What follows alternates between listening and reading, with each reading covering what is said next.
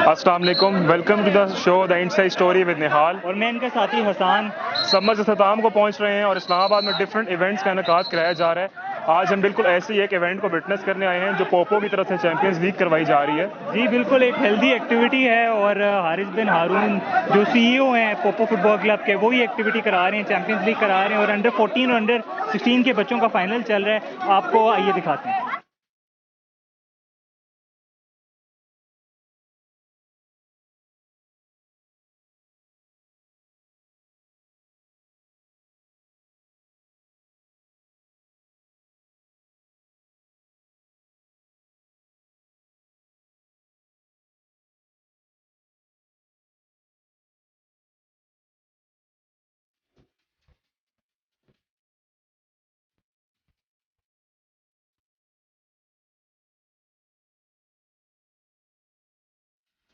जी यहाँ पे मैं अंडर 14 के विनिंग टीम के साथ मौजूद हूँ। उनके कुछ प्लेयर्स हैं हमारे साथ यहाँ पे। सबसे पहले मैं आपकी जो गोल स्कोरर हैं एहतशाम, उनसे बात करता हूँ। एहतशाम, बहुत टेंस मैच रहा, 1-0 स्कोर था। आपने जब गोल किया तो आपकी क्या फीलिंग्स थी उस वक्त? बहुत अच्छा लगा गोल करके। और आप मुझे अपनी पोजीशन बताएं। आप अपनी मैं मिड पे भी खेलता हूँ, डिफेंस पर भी खेलता हूँ। अच्छा, आपको ये इनिशिएटिव कैसा लग रहा है, ये चैंपियंस ट्रॉफी का फाइनल और इतनी बड़ी लीग कराना पोपो फुटबॉल क्लब की तरफ से? तो आपको ये अच्छा लगा टूर्नामेंट पूरा? बहुत अच्छा टूर्नामेंट रहा, बहुत कुछ सीखने को मिला और काफ़ी टफ मैचेस हमने पिछली बार जैसे कि चैंपियंस लीग हुई, हम उसमें सेमीफाइनल्स में आउट हो गए। इस बार टीम को बोला था कि अच्छा खेल के फाइनल्स जीतना है इंशाल्लाह। फाइनल टीम के एक और टैलेंटेड प्लेयर से आपको मिलवाते हैं जो ये चैंपियंस लीग अंडर 14 का जिन्होंने फाइनल जीता पोपो फुटबॉल क्लब की तरफ से। आपका क्या नाम है? मेरा नाम नौफल। आप किस पोजीशन से खेलते हैं? मैं सेंटर बैक खेलता हूँ। अच्छा, आपको कैसा लगा ये इनिशिएटिव, इतने बड़े प्लेटफॉर्म पे आपको मौका दिया गया अपने टैलेंट को निछावर करने का? जी बहुत अच्छा वो इनिशिएटिव है और सारी पूरे पिंडी इस्लामाबाद की जितनी भी टीम है, कभी इससे पहले इतना अच्छा इवेंट नहीं हुआ। बहुत अच्छा इवेंट था और वेल ऑर्गेनाइज।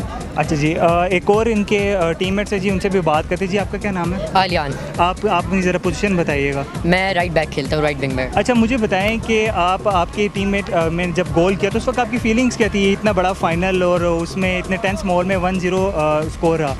जी बहुत टेंस मैच था और जैसे कि उसने बताया कि पिछली दफ़ा हम आउट हो गए थे, तो इस दफ़ा हमें मतलब था कि हमने जीत के दिखाना है, प्रूव करना है कि अगर हमें इतना प्लेटफॉर्म देते हैं तो हम कुछ कर सकते हैं। और जब इसने गोल मारा तो फिर मतलब हमें यकीन नहीं आ रहा था एक तरह से, लेकिन फिर उसके बाद यकीन आया और हमने और भी अपना अच्छा। अच्छा, आपको क्या लगता है फ्यूचर में आपको ऐसे अगर मौके दिए गए तो क्या आप उसको कैरी ऑन करेंगे, अपने टैलेंट को दिखाएंगे?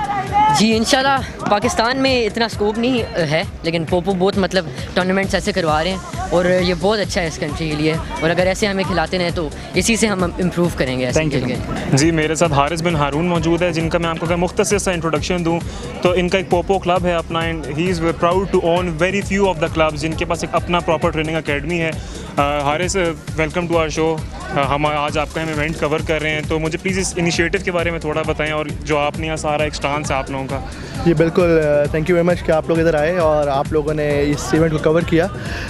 फॉर फर्स्ट ये जो है, this is not only Poopó, ठीक है, this is Poopó NFA Pakistan, Poopó national football academy Pakistan. और इसमें मेरे साथ आसिफ मलिक साहब हैं, जो हम लोग मिल के अकेडमीज़ को रन करें ऑल ओवर पाकिस्तान। और हमारा सिर्फ एक ग्राउंड नहीं है, हमारे grounds are all over Pakistan. और ये एक inter Pakistan I must say एक टूर्नामेंट था जो फ्री ऑफ कॉस्ट टूर्नामेंट था for the youth of Pakistan, जिसमें 4 कैटेगरीज अंडर 16, अंडर 14, अंडर 12 और गर्ल्स अंडर 18 थी। और ये फ्री ऑफ कॉस्ट टूर्नामेंट है जिसमें हम लोग इन सब लोगों को प्रोवाइड किया चीज़ें, हम लोगों ने इनसे कुछ लिया नहीं है। और ये इनिशिएटिव था कि हम लोग यूथ को प्रमोट करें पाकिस्तान में, और मेरा ख्याल है हम लोग we are quite successful in that. तो Haris, where do you see कि इतना ये ज़बरदस्त परफॉर्म कर रहे हैं प्लेयर्स, तो आप इनको आगे in future where do you see them going? Like I said before, Pakistan has the most talented group of young boys than any other country, I must say. और मेरा ख्याल है कि अगर हम लोगों के पेरेंट्स इस समय सपोर्ट करते हैं, बच्चों के पेरेंट्स सपोर्ट करते हैं, अगर ये करते रहें ऐसा सपोर्ट, तो ये बच्चे हम इनको बहुत आगे लेके जा सकते हैं और इंशाल्लाह लेके जाएंगे। जिस तरह अभी हम लोग दुबई जा रहे हैं, उसके बाद ऑस्ट्रेलिया, कनाडा, लोग हमें देखेंगे, हम शोकेस करेंगे अपना टैलेंट, तो इंशाल्लाह काफ़ी आगे तक इनको टैलेंट को लेके जाया जा सकता है। अच्छा हारिस, और आपके पास I think women football team भी थी, तो उनके मैचेस के बारे में बताएं, उनका इस टूर्नामेंट में कोई रोल था या नहीं था? बिल्कुल, हम लोगों के पास पाकिस्तान से अराउंड 120 बच्चों ने पार्टिसिपेट किया और हमारी टीम फ़ाइनल हारी थी इस टूर्नामेंट में। और लेकिन हार जीत का मसला नहीं है, द मेन थिंग है कि लड़कियों को प्रमोट किया जा रहा है। एक कल्चरल डिफरेंस है जिसको हम कवर करके हम लोग इधर तक पहुँचे और हम लोग लड़कियों को प्रमोट कर रहे हैं। और इंशाल्लाह आइंदा आने वाले वक्तों में लड़कियाँ भी पाकिस्तान की बहुत अच्छी फुटबॉलर्स बनेंगी इंशाल्लाह। नाज़रीन, हमें उम्मीद है कि ऐसे ही इवेंट्स का इनेकाद किया जाएगा और हम पाकिस्तान में ऐसी पॉजिटिव चेंजेस ज़रूर देखेंगे। जी, मेरे साथ तो हमज़ा वास्ती मौजूद हैं जो पोपो NFA की तरफ से एज मैनेजर रोल प्ले कर रहे हैं। मुझे हमज़ा प्लीज़ बताएं कि ये क्या इनिशिएटिव था, इसके पीछे आप लोगों की क्या एक सोच थी। हारिस ने आप लोगों के साथ जो एक इनिशिएटिव लिया उसको काइंडली ज़रा डिस्क्राइब करें। Sir, being a member of this academy मुझे बहुत खुशी होती है कि हमने इतना बड़ा इनिशिएटिव पिछले साल लिया और हमें उससे ज़्यादा इस बात की खुशी होती है कि हमें उससे ज़्यादा अच्छा रिस्पांस मिला लोगों का। मैं आपको भी बात जैसे पहले भी बता रहा था कि एक चीज़ को जब करने की कोशिश करते हो ना, तो अगर अच्छा काम हो तो खुदा खुद मदद करता है उस काम के लिए। तो इसी तरह जब हम लोगों ने इस लीग को स्टार्ट किया, हमारे पास टोटली, मैं मैनेजर हूँ, मेरे पास सारा फंड होता है एकेडमी का, टोटल हमारे पास 9,000 रुपये का फ़ंड पड़ा हुआ था। और इस लीग की जो सिर्फ किटों की कॉस्ट थी वो 2,10,000 रुपये थी, जो सिर्फ किट्स हमने फ्री प्रोवाइड करनी थी बच्चों को। तो मैंने जब मुझे हारिस भाई ने आके बात की कि वास्ती हम लोगों ने इस तरह करना है, सब कुछ करना है, मैं पहले 2 मिनट को देखते रहा, पोपो आपको पता है फ़ंड कितना है हमारे पास, और आप मुझे ऐसी बात कर रहे हैं आगे से।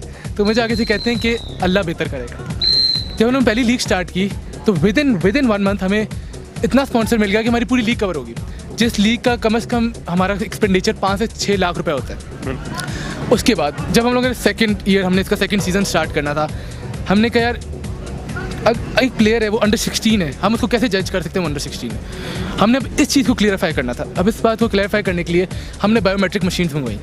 हमने इसी तरह हमने नादरा से डायरेक्ट लिंक लिया कि हमें पता चले कि ये बंदा जो हमें बेफॉर्म चेक करा रहा है, ये वाकई उस बंदे का बेफॉर्म है कि नहीं है। तो इन चीज़ों से हमें इतना बेनिफिट मिला कि इस बार हम लोग इस बात को क्लियरफाई करके कह सकते हैं कि अभी जो लीग हो रही है इसमें कोई भी प्लेयर बड़ा नहीं खेल रहा। उसके अलावा हम लोगों ने first time under 16 league start कराई। इस दफ़ा हमने सोचा कि बॉयज़ को बड़ा मौका मिलता है, सबको मिलता है मौका, इस बार हम लोग लड़कियों को क्यों ना मौका दिया जाए।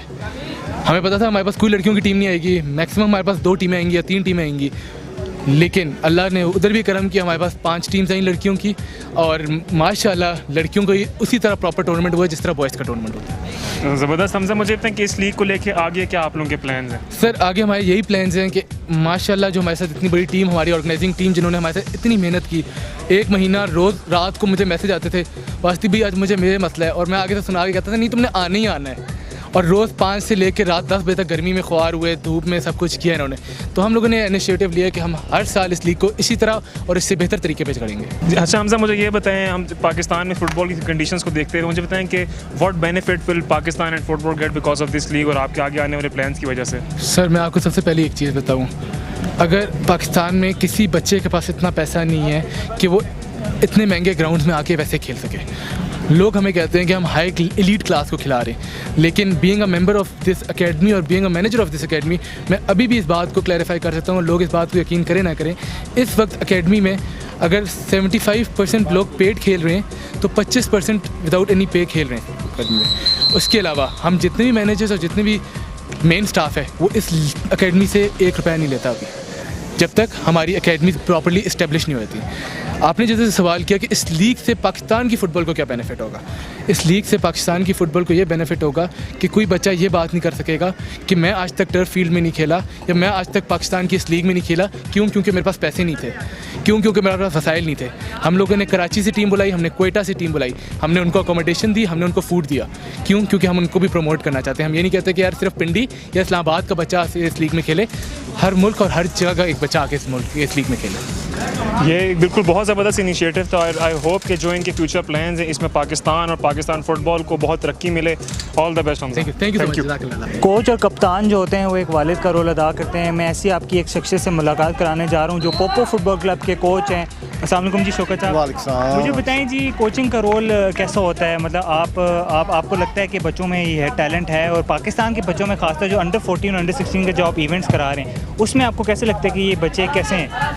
सबसे पहले तो ये जो टूर्नामेंट चैम्पियन लीग जो ऑर्गेनाइज करवाई है पोपो साहब और आसिफ साहब बतौल, इन्होंने जो ये बच्चों को प्लेटफॉर्म दिया है, इससे पता नज़र आया है कि पाकिस्तान में वाकई बहुत ज़्यादा टैलेंट है जो उजागर नहीं हो सका। और ये इनकी कोशिश है, बात गाहे बगाहे इनसे बात होती रहती है कि ये इनकी कोशिश है कि हम उन बच्चों को या जो नहीं अपना गेम कर सकते या उनके वसाइल नहीं हैं, हम उनको इस प्लेटफॉर्म में लाएँ और उनको बेहतर से बेहतर फुटबॉल दें। अच्छा शौकत साहब, आपने टैलेंट और उसकी बात की, अब मुझे ये बताइए ज़रा, अगस्त का महीना है, जोश और जुनून का महीना है, आपको लगता है इन बच्चों में वो जोश है कि अगर इनको इसी तरह प्लेटफॉर्म दिए जा सके तो ये नेशनल लेवल पे जाके पाकिस्तान को रिप्रेजेंट कर सकते? बिल्कुल जी, इसमें कोई दो राय नहीं है। ये मौसम की इनको बच्चों को तो परवाह नहीं है, मौसम की इसको कोई असर नहीं है। ये जितना जिस टाइम दिन के 12 बजे बुलाएं खेलने के लिए जाने को तैयार है। अच्छा, आप जब कोचिंग करते हैं तो बच्चों का एंथुसियाज्म लेवल मुझे बताइएगा कि मतलब जो उनके जो स्किल लेवल है वो किस तरह है, और क्या वो सीखने की ख्वाहिश रखते हैं या सिर्फ खेलने की ख्वाहिश रखते हैं? चंद बच्चे ऐसे हैं जो फिज़िकली फिट नहीं हैं, वो थोड़ा सा ट्रेनिंग से उकताते हैं, लेकिन दूसरे जो बच्चे हैं जिनको वाकई शौक़ है खेलने का, वो हर चीज़ पूछते हैं। ग्राउंड में हमें मजबूर कर देते हैं, हमें ये स्किल बताएं, ये कैसे करनी है, ये कैसे करनी है। जब वो पूछते हैं हमें बहुत खुशी होती है, हमें बताने में मज़ा आता है और उनको सीखने में मज़ा आता है। मैं उम्मीद करता हूँ कि आपको आज का शो पसंद आया होगा। 14 अगस्त का स्पेशल शो हमने आज आपको दिखाया, ये चैम्पियंस लीग का फाइनल आपको दिखाया अंडर 14 अंडर 16 का, इस उम्मीद के साथ कि पाकिस्तान में खेल और खिलाड़ी तरक्की करते रहेंगे। मुझे और निहाल को दीजिए इजाज़त। अल्लाह हाफ़िज़।